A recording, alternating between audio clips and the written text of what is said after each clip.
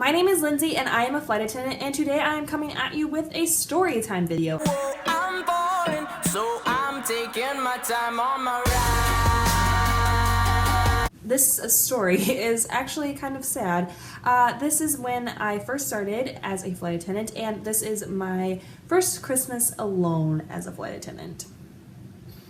It was not the best moment of my life, but anyway, we're going to talk about it, just so you can kind of get an idea of what it's like when you first start as a flight attendant and working holidays. So basically, I was on reserve when I first started, as everyone is as a flight attendant, and I was called for a 4-day trip over Christmas because I could not get those days off, just because I was the low man on the totem pole, so I couldn't get those days off.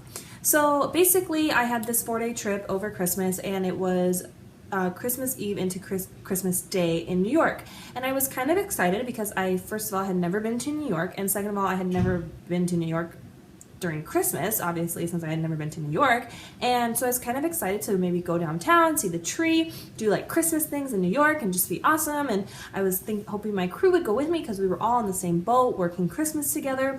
So we get to New York, and I asked the crew, I was like, is anyone going to do anything? Are we going to dinner? Are we going downtown? Like, what's the plan? And just parentheses, I had been working at this point for about 4 months as a flight attendant. So we get into the lobby, we check in, and they're like, oh yeah, let's meet down for dinner in the hotel lobby restaurant and just decide what we're gonna do from there. It's Christmas Eve, and I'm still kind of like upset that I'm not home with my mom, or I'm just, you know, it's just kind of sad. I go up to my room, I change, and I get ready to go down to the hotel restaurant, and I get down there and I don't see my crew, so I'm just sitting at the bar, and they don't show up. They literally just did not show up. And it's not a big deal if you don't come down, but don't say, okay, let's go get dinner, and then just not show up. So the pilots and the other flight attendant did not show up, and so I was just kind of like bummed. So I went back up to my room and I brought food with me, so I just had whatever I had in my lunchbox, and I just watched TV, and then I went to bed. Well, the next day I went downstairs to get breakfast, and it's Christmas Day at this point, and I went downstairs to get breakfast, and I see the first officer, and I was like, oh, are you doing anything today? Because we had a very long layover, and I think it was like 30 some hours in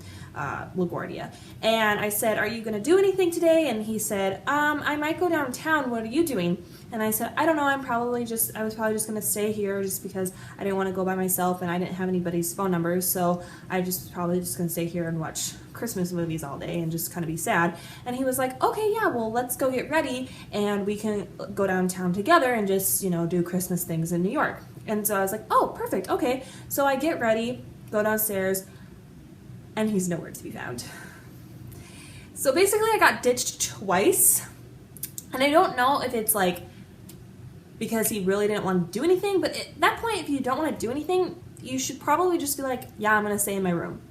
Don't be rude and say, yeah, I'll hang out with you, and then not hang out. And especially because it was on Christmas, and like I said, we were all on the same boat together. Like, we were all depressed because we had to work Christmas. We were all in LaGuardia, of all places, no offense against New York.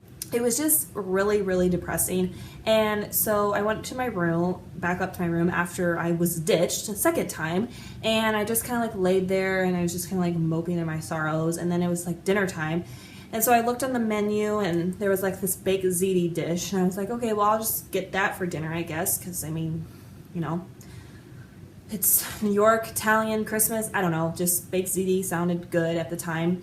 And so I go downstairs and get it. Well, the baked ziti was definitely family style, and it was like this big, like huge baked ziti for at least 7 people to eat off of.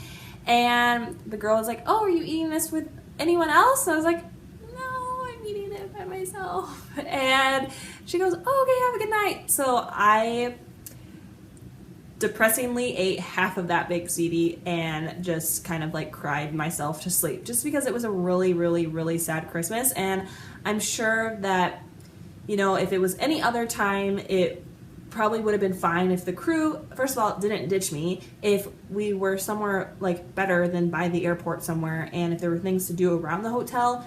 There were not. There was literally nothing around the hotel that you could even like walk to. And it was Christmas cold in New York. So that is my story time. I just want to let you know that ever since that Christmas, my Christmases have gotten a little bit better. I still have yet to have a Christmas off in the last 4 years, but I'm getting there. Hopefully this year I'll have Christmas off just so, or like Christmas Eve at least. But anyway, I hope that you guys enjoyed that very sad story, and I will see you guys in the next one. Don't forget to comment, like, and subscribe. I will see you guys in the next one. Bye!